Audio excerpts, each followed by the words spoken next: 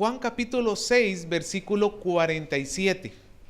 Vamos a continuar a partir de donde nos hemos quedado la última semana. Juan 6, 47. Y este tema se llama Jesús, pan de vida. Jesús, pan de vida. ¿Lo tiene? ¿Sí?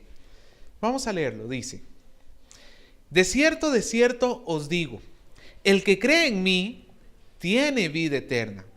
Yo soy el pan de vida. Vuestros padres comieron el maná en el desierto y murieron. Este es el pan que desciende del cielo, para que el que de él come no muera. Yo soy el pan vivo que descendió del cielo. Si alguno comiere de este pan, vivirá para siempre. Y el pan que yo le daré es mi carne, la cual yo daré por la vida del mundo. Vamos a orar. Con humildad queremos pedirle su misericordia. Pedirle, Señor, que usted tenga compasión de nosotros y nos bendiga a través de su palabra. Ella es lámpara a nuestro camino, lumbrera en medio de este caminar que nosotros tenemos en un mundo lleno de tinieblas. Pero gracias porque es más que suficiente para alumbrarnos, porque lleva su luz. Y quien camine en usted andará, dice su palabra, como de día, Señor. Rogamos para que usted nos bendiga en este tiempo, que podamos poner toda nuestra atención en usted para obedecerle.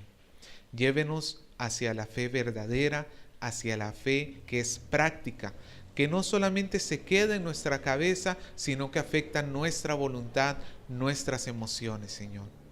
Gracias, Padre. Le rogamos a usted en el nombre de su Hijo Jesús. Amén. Jesús se califica en estos versículos como ¿qué? Como el pan de vida. Y hablando un poquito sobre el pan, obviamente todos estamos muy familiarizados con el pan. Creo que quizás a algunos les gusta un tipo de pan, a otros otro, pero a final de cuentas todos comemos pan, ¿no es cierto? ¿Alguien aquí no come pan? Sería pecado, ¿no es cierto? Es broma. Hermano, el pan es uno de los alimentos milenarios, es uno de los alimentos más antiguos que se tienen registros. Incluso si vamos, no lo busque, pero si nos recordamos, cuando el hombre cayó allá en el huerto del Edén, mire desde dónde, desde el huerto del Edén, cuando el hombre cayó, Dios le dijo al hombre: y ahora comerás el pan, ¿con qué? Con el sudor de tu frente. O sea, hay un registro sobre el pan desde el mismo huerto del Edén. Posiblemente entonces esto nos dice que ya Adán y Eva comían pan, porque qué gracia tiene que Dios le dice comerán pan cuando ni siquiera lo conocían. Ya Adán y Eva conocerían el pan. Arqueológicamente se ha podido demostrar la antigüedad del pan desde el tiempo de los egipcios. En los tiempos más tempranos de los egipcios, esta cultura que también es milenaria, ya se han encontrado pruebas de que ellos usaban levadura y hornos para cocer el pan. Es más, para los egipcios el pan era tan importante que se utilizaba como una moneda para pagar a los jornaleros. Imagínense.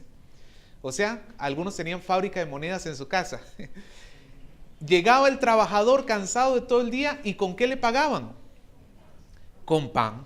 Le pagaban con pan. El pan es uno de los alimentos más nutritivos que conoce el ser humano. El pan aporta al cuerpo los nutrientes necesarios para su funcionamiento. Forma parte de la dieta básica de la humanidad por muchos siglos, por muchos milenios. Y yo he estado investigando, hermano, y esto va a sorprender a muchos. Al contrario del mito popular, se han hecho estudios científicos que han demostrado, escuche bien lo que dicen estos estudios, el consumo de pan en dietas de adelgazamiento, para todas las que quieren guardar la línea, el consumo de pan en dietas de adelgazamiento no interfiere con la pérdida de peso. Además, facilita el cumplimiento y reduce el riesgo de abandonar la dieta. O sea, significa que el pan no engorda. Eso si usted come pan medido, tampoco es que se va a comer 10 franceses, hermano. Ya cualquier comida en exceso lo va a engordar, ¿no es cierto? Pero comer poquito pan no engorda, ¿ok? Incluso dicen que ayuda porque te ayuda a mantenerte como lleno. Si es pan integral, mejor todavía. Te da la sensación de saciedad durante más tiempo. Ya no tienes que andar buscando el refrigerador cada media hora, ¿ok? Entonces, hermano, a lo que yo quiero ir con todo esto es que no nos cuesta entender que el pan es un sinónimo de la vida, ¿cierto? No nos cuesta entender la relación que hay entre pan y vida. ¿Usted sabía que dentro de los kits de supervivencia a nivel mundial está incluido el pan? En los kits de emergencia de supervivencia en caso de desastres. La oración del Señor, ¿qué decía sobre el pan? En el famoso Padre Nuestro.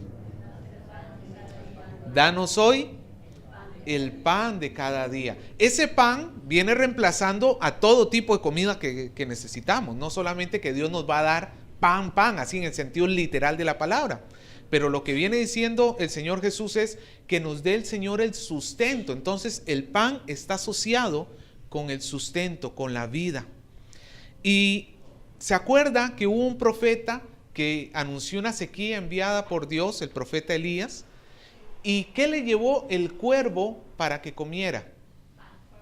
Pan y carne, sus sanduchitos de carne. Le llevaba. Entonces, hermano, es muy fácil ver que el pan está asociado con nuestra vida. Si tenemos pan, tenemos garantía de que no vamos a morir de hambre. ¿No es cierto? Si tenemos pan, tenemos la seguridad de que vamos a poder comer, y si comemos, por ahí dice, mi suegra decía, enfermo que come, no muere. Ahí está.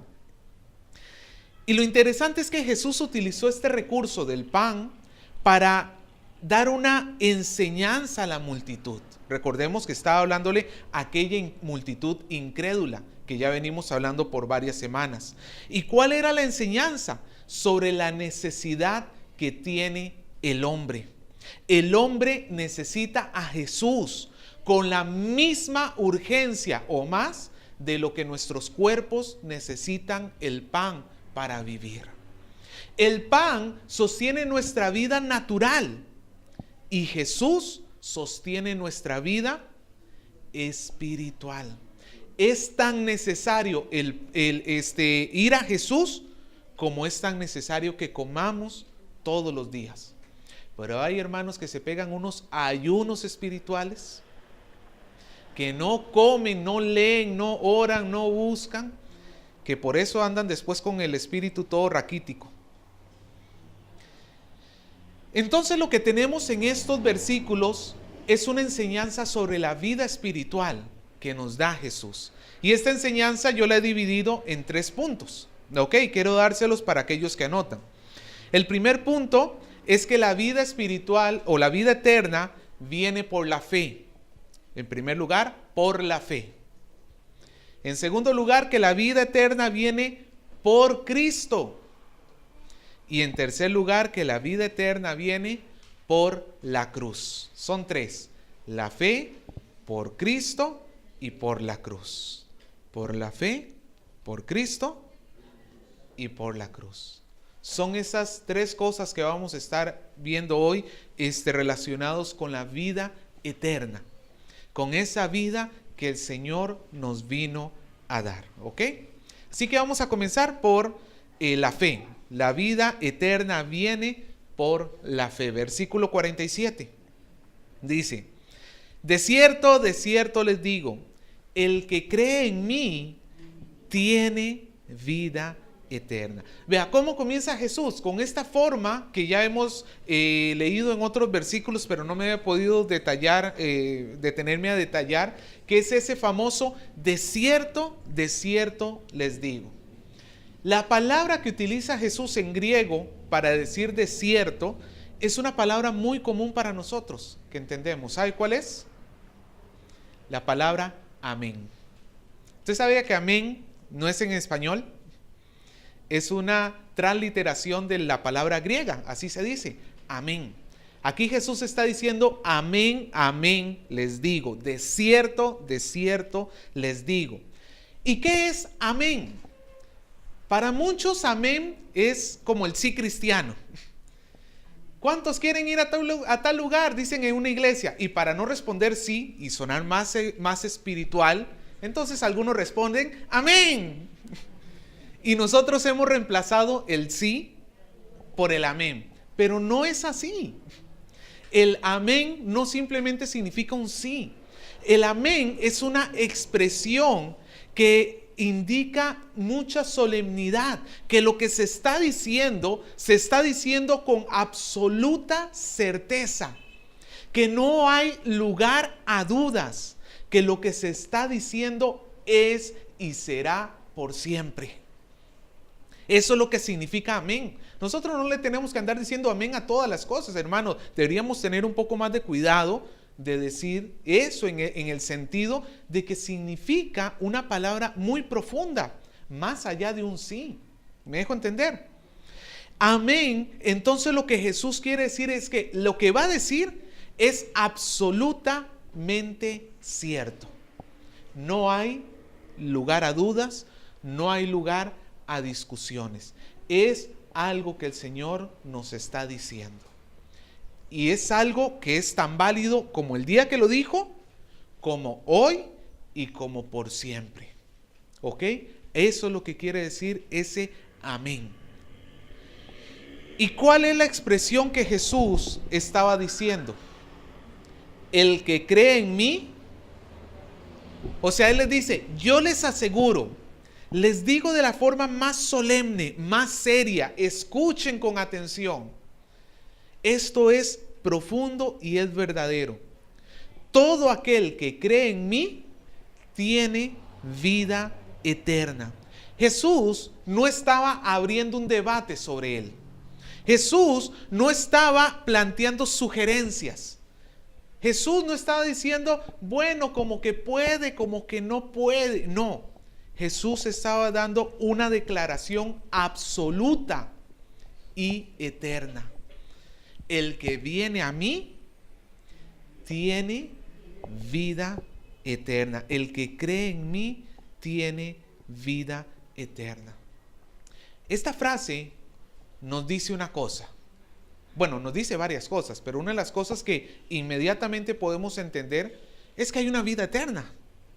Para aquellos que todavía dudan o todavía tienen algún tipo de duda que si vendrá algo en el futuro, porque hoy en nuestra sociedad vivimos en un mundo secular, donde te dicen que lo que se ve es todo lo que existe. Una vez muerto el perro, acabada la rabia. O sea, mueres tú y ahí se termina todo. Por eso es que esta vida hay que disfrutarla, porque es una única vida y vive la vida antes de que la vida te viva. Ese es el pensamiento secular. Como no hay nada más después, pues aprovecha lo que tienes mientras hay vida.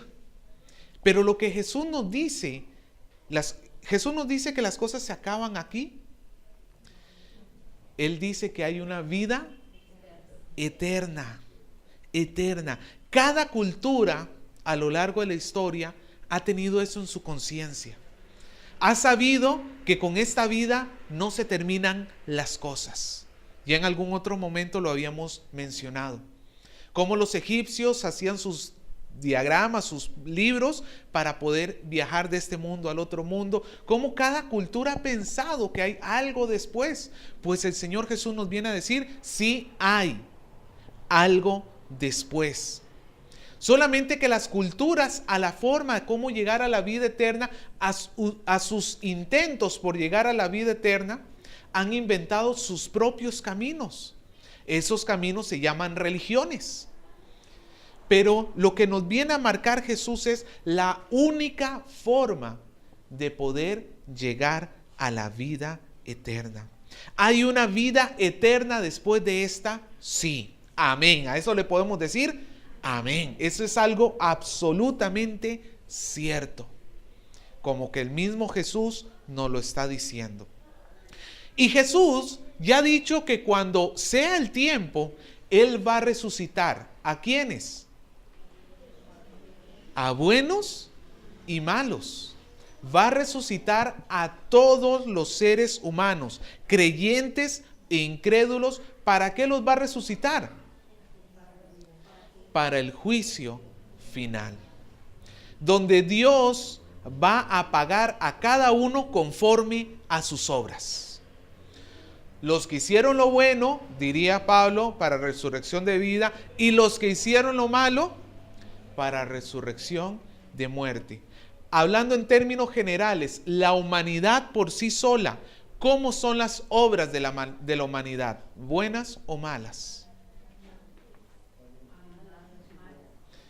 ¿Cuál entonces, hablando de la humanidad sin Cristo, cuál es entonces el pago, el día de la resurrección, que sin Cristo usted y yo merecemos?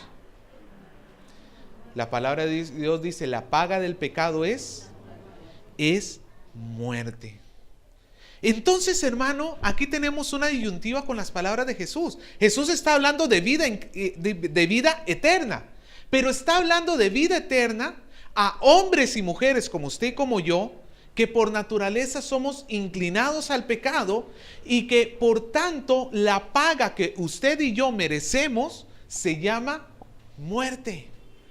¿Cómo haces para reconciliar la palabra tú, póngase a ti de este lado, y vida eterna por este otro lado? ¿Cómo haces para reconciliar estos dos conceptos, tú y vida eterna? La única palabra en lo natural que nos une a nosotros con la vida eterna es la expresión no tienes. O sea, tú no tienes vida eterna, porque por nuestros pecados nosotros estamos separados de Dios. Por nuestra falta nosotros estamos separados. Y la vida eterna significa todo lo contrario. La vida eterna no significa separación, al contrario, la vida eterna significa unidad. ¿Unidad con quién? Del hombre y Dios, o Dios y el hombre, como quiera verlo. La unión donde no solamente se caracteriza por la duración. Cuando nosotros pensamos en vida eterna, obviamente el primer concepto que se nos viene a la mente es la duración. ¿Cuánto dura la vida eterna? Pues en la misma palabra lo dice. Eternamente. ¿Cuánto es eterno? Millones y millones y millones de años, y aún así falta. Eso es un parpadeo comparado con lo que falta. Sí, el término vida eterna entonces incluye la cantidad del tiempo. Pero no solamente incluye la cantidad del tiempo, incluye la calidad de ese tiempo. No es que estamos vivos, pero Dios por un lado y nosotros por el otro. Y nosotros aquí sufriendo y pasando las duras y las maduras y pasándola mal, y Dios por lejos de nosotros. No, la vida eterna incluye también plenitud. Plenitud en el Espíritu. El cristiano no tiene que esperar a llegar al cielo para gozar de la presencia de Dios. La confesión de Menor Bautista, una que estábamos estudiando hace un tiempo, decía, ¿cuál es el primer objetivo del hombre en la tierra? Decía este catecismo bautista, decía, ¿cuál es el primer objetivo del hombre en la tierra? Y la respuesta era, alabar a Dios y disfrutar de su presencia. Nosotros no tenemos que esperar a llegar al cielo para comenzar recién a tener calidad de vida eterna. La vida eterna, esa calidad de la presencia de Dios en nosotros, la podemos disfrutar hoy y ahora. Es lo que podemos ver en el fruto del Espíritu. El fruto del Espíritu no solamente es que el cristiano tiene vida. ¿Cómo es la presencia de Dios en el cristiano? Amor, gozo, paz, paciencia, benignidad, bondad, fe, mansedumbre, templanza. Todas estas cosas incluyen la vida eterna. O sea, no solamente es que eres salvo, sino que Dios junto con la vida eterna te entrega todas estas cosas y muchas más que están mencionadas en la Biblia. Pero en el corazón del hombre sin Cristo no hay amor, hay odio. No hay esperanza, más bien hay desesperanza, hay codicia, hay pecado en general. Y estas son evidencias de que en el hombre natural está ausente el Señor.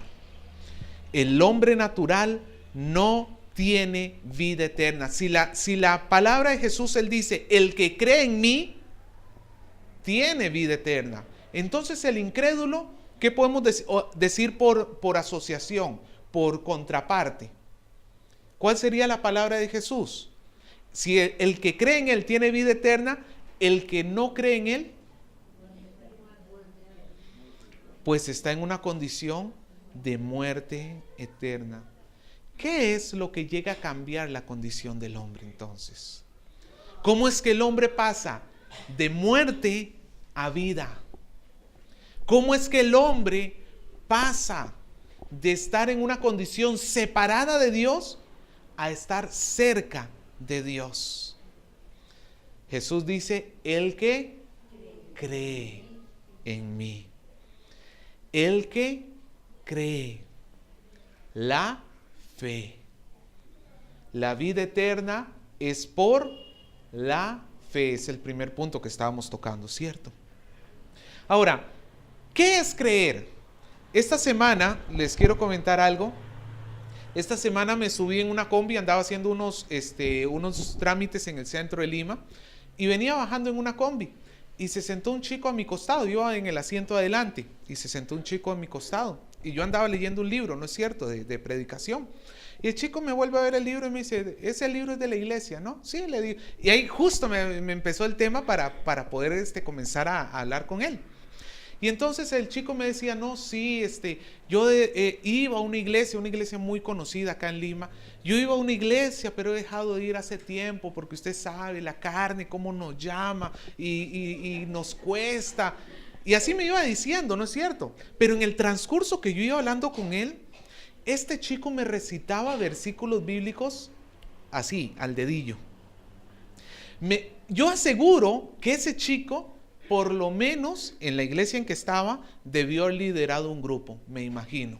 Porque estaba intelectualmente, llamémoslo así, bien preparado. O sea, yo le decía algo y me decía, sí, porque en tal versículo dice tal cosa. Y me lo citaba bien. Pero ahí es donde se paran las antenitas de vinil, ¿no es cierto? Diría el Chapulín Colorado. A ver, ¿qué es esto?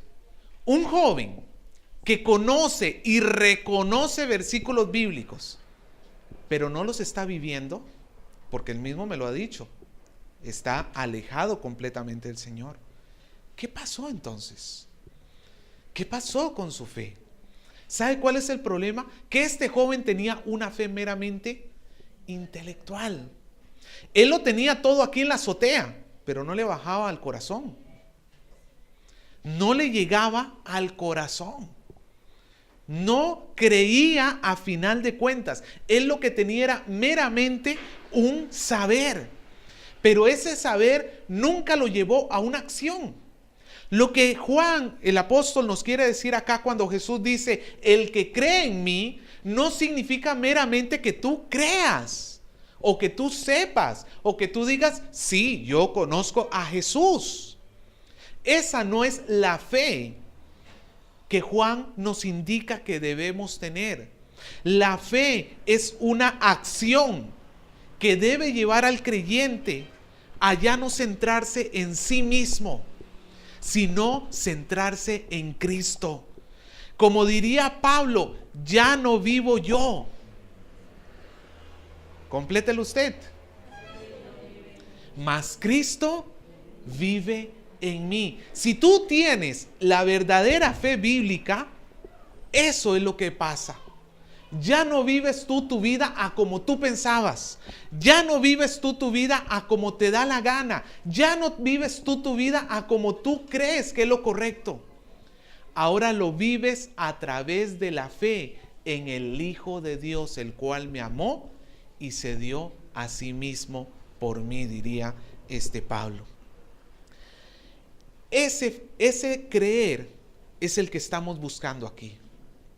Ese creer es lo que Jesús viene diciendo, comer el pan. ¿Quieres tú comer el pan de vida eterna?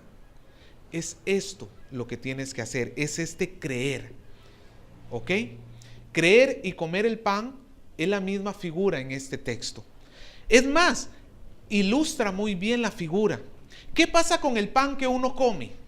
Hágase de cuenta si usted está muerto de hambre. Está que le crujen las tripas, está ahí que usted ya no aguanta. Qué rico un pancito con mantequilla. A algunos ya les estoy viendo la baba caer de acá. O un pancito solo, así recién salidito del horno cuando está calientito. O a algunos de repente les gusta frío, no sé. Usted dice, me muero de hambre. Pero obviamente no se va a morir de hambre por no comer un ratito. Pero bueno, sentimos la falta de energía, ya nos duele la cabeza. Por eso es que el ayuno, ay, pastor, es que cómo me cuesta. Ya bueno. Pero apenas usted come pan, ¿qué hace ese pan con usted? Le inyecta vida, por decirlo así. El pan se vuelve una unidad con usted. El pan empieza a formar parte de usted. Usted asimila el pan. Lo mismo tiene que suceder con Cristo. Te tiene que llegar a afectar, no superficialmente, no solamente la mente. Te tiene que llegar a afectar lo más profundo de tu ser.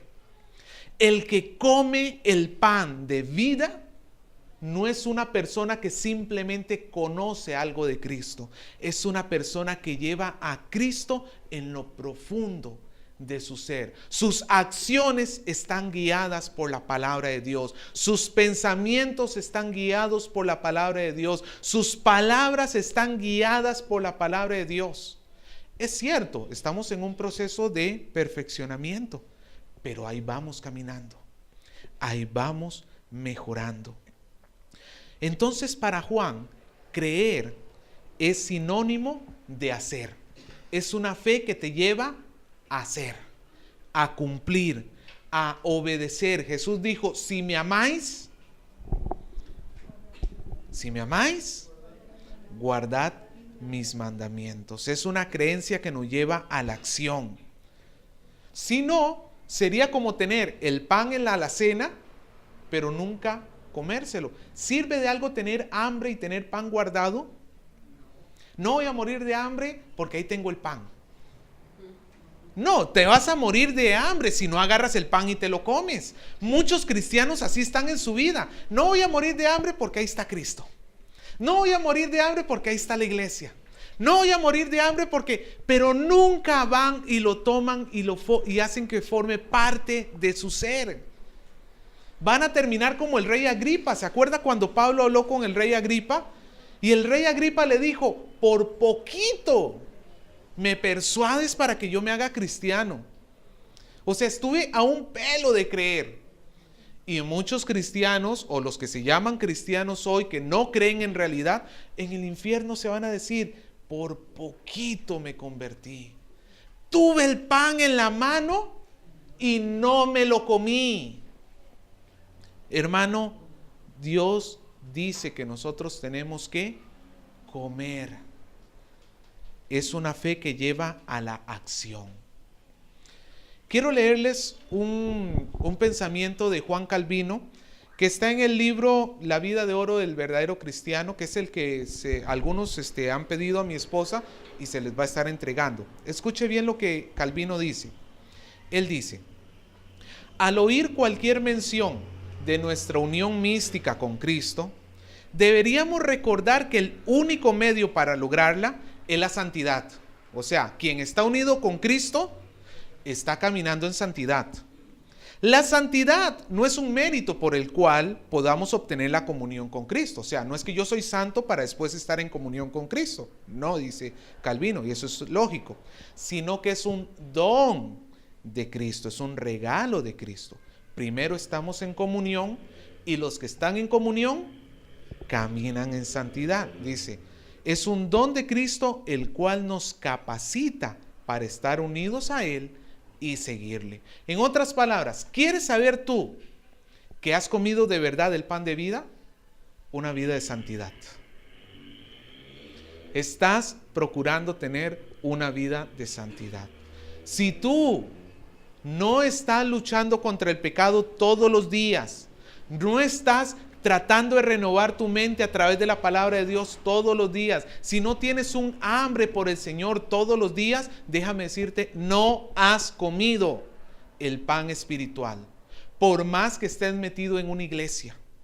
El hecho que estés en una iglesia no te convierte en cristiano, como el hecho de que usted se mete en una cochera no lo convierte usted en carro, ¿no es cierto? Es lo mismo, hermano. Tenemos que comer el pan de vida, venir a la fe. De manera que el que tiene fe en Jesús es el que ha comido el pan de vida. Y Jesús dijo que ya tiene. Y quiero que note, Jesús no dice y tendrá. Jesús dice tiene.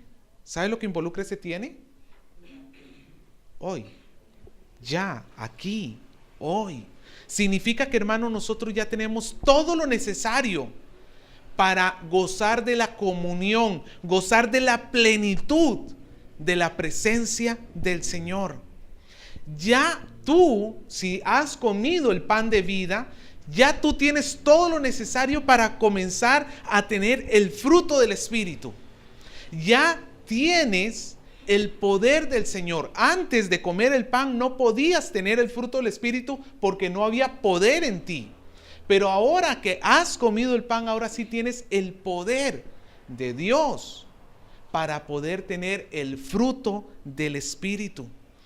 Pero ese poder tiene que ir acompañado por el hacer, lo que estamos diciendo, no por el hacer, sino por el hacer. Se lo pongo así. Quizás algunos dicen, pastor, pero yo soy cristiano, ya sí, pero veo que no estoy viviendo la vida de amor, de gozo, de paz que yo debería tener. ¿Por qué no pasa eso? Bueno, se lo pongo de esta manera. Una cosa es tener semillas de naranja en la mano y otra cosa es de poderse comer la naranja. Si tú tienes la semilla de naranja en la mano, ¿qué necesitas hacer antes para después poderte comer la naranja? Se necesita trabajo, ¿no es cierto? Necesitas preparar la tierra, echar la semilla, taparla, regarla, ¿o no es cierto? Cuidarla de tal manera que crezca el árbol, y una vez que crece el árbol, ahí sí puedes gozar del fruto. Muchos cristianos no se dan cuenta, viven frustrados y dicen, pero ¿por qué yo no puedo disfrutar de la plenitud cristiana? Tienen la semilla espiritual en la mano, por decirlo así, tienen el poder de Dios, pero no trabajan con el poder de Dios. El poder de Dios, hermano, el evangelio, Dios nos lo ha dado para que nosotros crezcamos en él. Tienes que orar, tienes que leer la palabra, tienes que congregarte. Si te congregas una vez a la semana y eso llegas tarde y después te andas quejando y dices, ¿por qué mi vida cristiana no avanza? ¿Cómo va a avanzar si no le metes empeño? ¿Cómo va a avanzar si no le pones, como dirían popularmente, punche? Si no te esfuerzas. Pero lo cierto es que el que come el pan ya puede disfrutar, ya hoy puede disfrutar de la vida eterna. Amén. Por la fe. Eso es el comienzo de todo, la llave, la fe. En segundo lugar, ¿qué más vemos sobre la vida eterna? La vida eterna viene por Cristo. Vamos a ver el versículo 48 al 51, la primera parte, 51a. Dice, yo soy el pan de vida, dice Jesús. Vuestros padres comieron el maná en el desierto y murieron. Este es el pan que desciende del cielo, para que el que de él come no muera. Yo soy el pan vivo que descendió del cielo. Creo que con el punto anterior hemos tocado bastante para decir que Jesús es el único por el cual viene la vida eterna. Él es el único. Pero lo que yo quiero recalcar en este punto es la forma como Jesús se menciona a sí mismo como el único dador de vida. En este punto quiero hacer hincapié en el sentido absoluto que habló el Señor Jesús. ¿En qué sentido? Jesús dijo, ¿yo soy un pan de vida o yo soy el pan de vida? Hay mucha diferencia. Jesús no dijo, si alguno come, quizá no muera. Si tiene suerte. No, ¿qué dijo él? Si alguno come, no muere. En un sentido absoluto.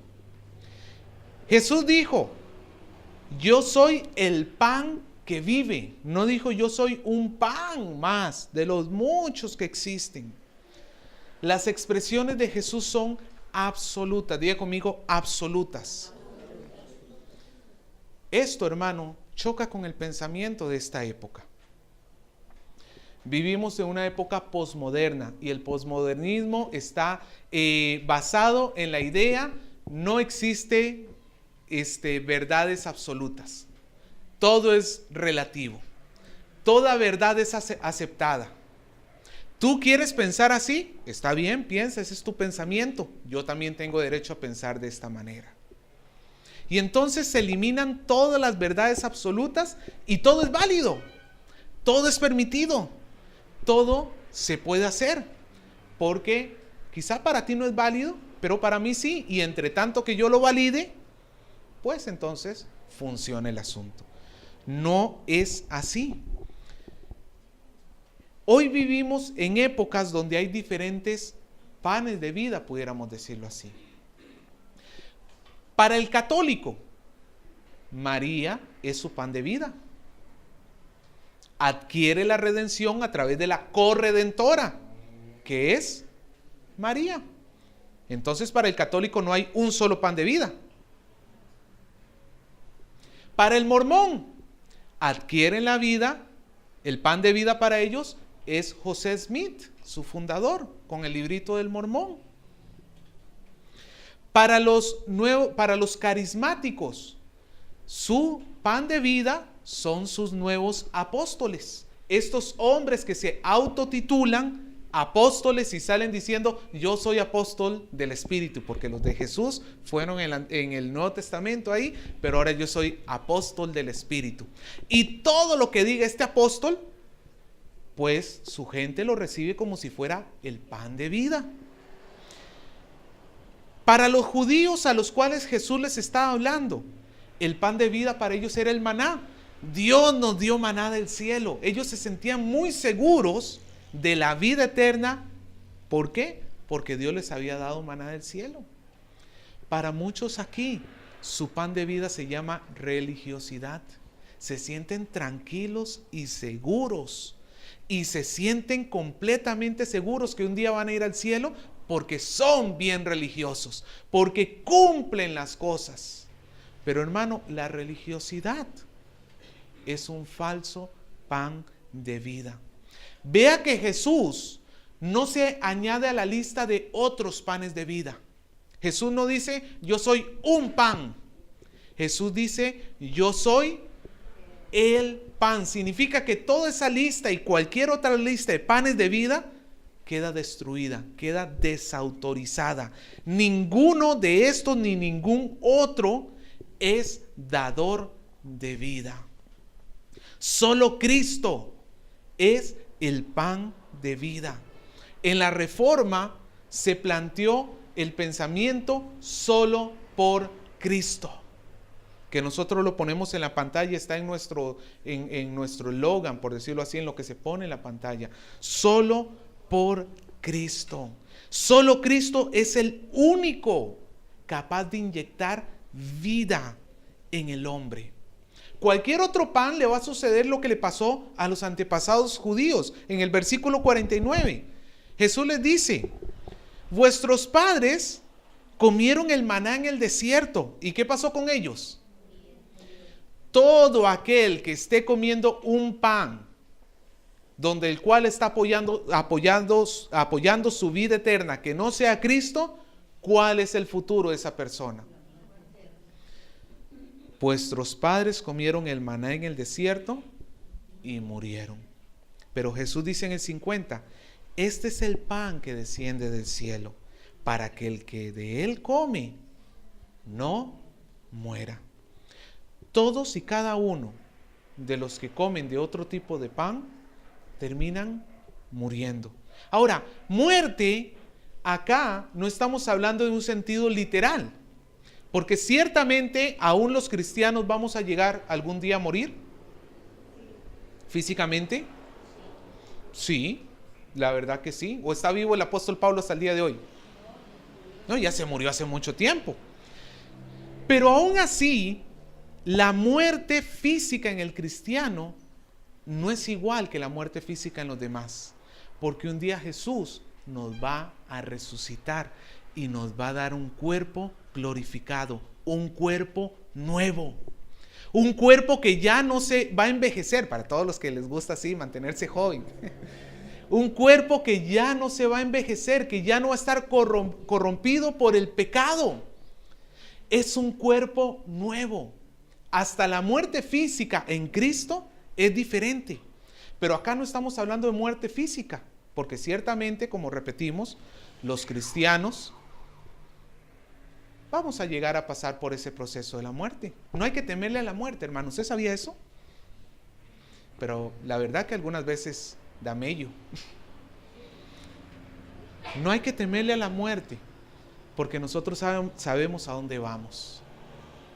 No hay que temerle a la muerte. Pero ¿cuál es la muerte que nos está refiriendo aquí Jesús cuando dice el que de mí come no muere? La muerte espiritual. La muerte espiritual es la lejanía de Dios, la separación eterna de Dios. Los que han comido de Cristo no van a quedar separados de Él. No pueden ser separados de Él porque ellos tienen vida eterna. Tienen vida eterna porque Jesús es el pan vivo. Vea que aquí Jesús primero dice, yo soy el pan de la vida. Significa el pan que da vida a los demás. Pero después dice, yo soy el pan vivo. Eso significa que Jesús es el único que tiene vida en sí mismo. ¿Usted se acuerda cuando a Moisés Dios se le apareció en la zarza ardiendo? ¿Se acuerda? Esa figura es bien interesante. Ese fuego ardiendo en la llama, en la zarza, era un fuego, dice, y la zarza no se consumía. Significa que era un fuego que se sostenía a pesar de que no necesitaba combustible. El fuego necesita combustible, ¿no es cierto? Si nos acaba el balón de gas, hay que comprar otro balón, ¿no es cierto?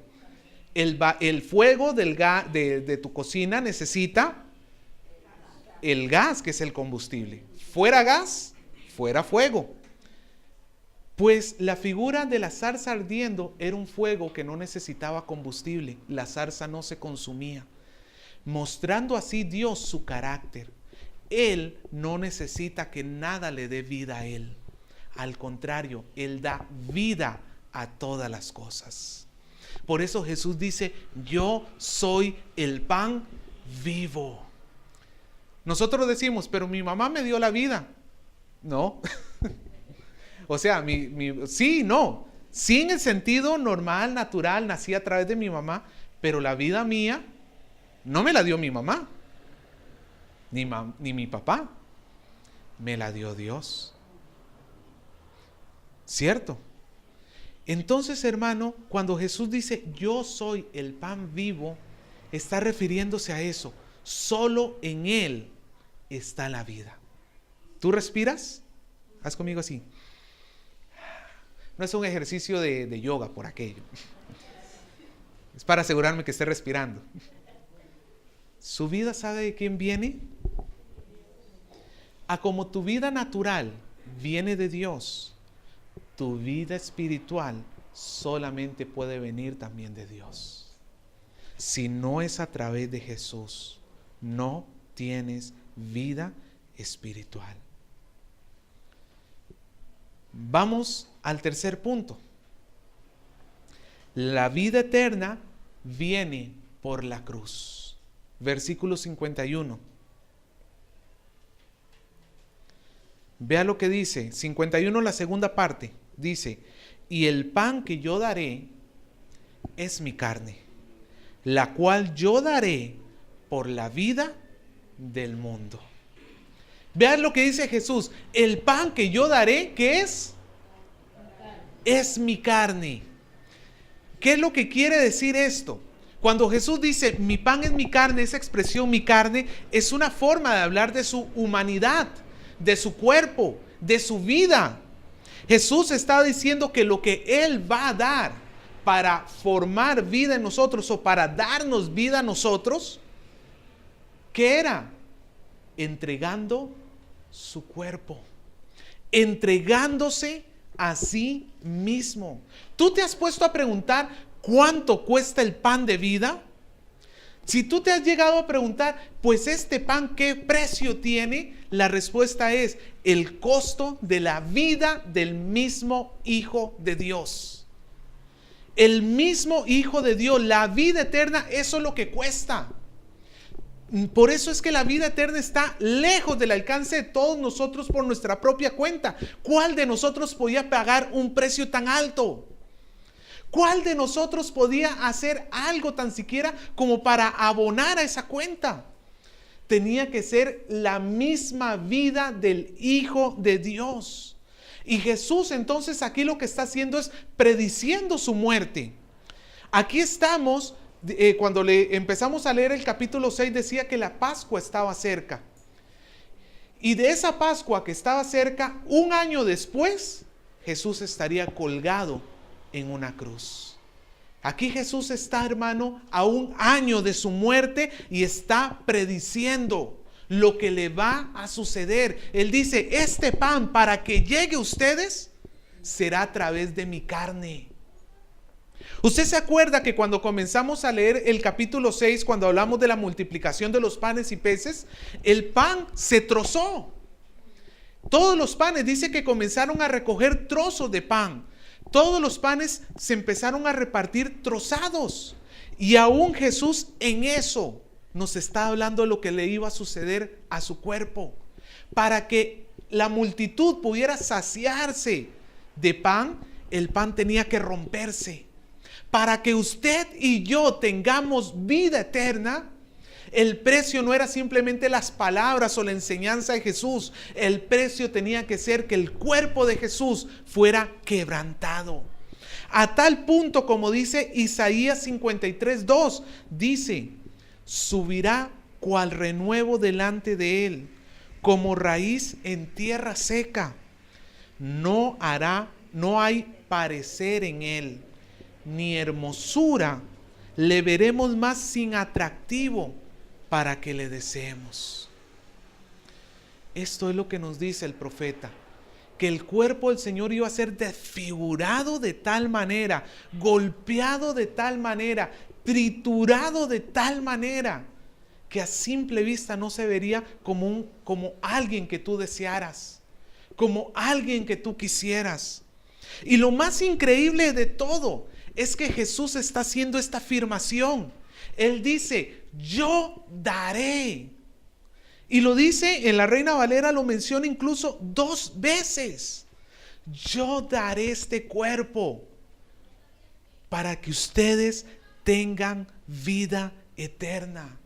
Nadie le quitó la vida a Jesús. Él la dio voluntariamente. Él se ofreció. Porque la única forma que tú y yo hoy pudiéramos recibir este pan era a través de la cruz. La única forma, hermano, de comer el pan era la ruta de Jesús incluía el Calvario. No se podía desviar. Y por eso Jesús dice, yo daré mi carne para que ustedes tengan pan.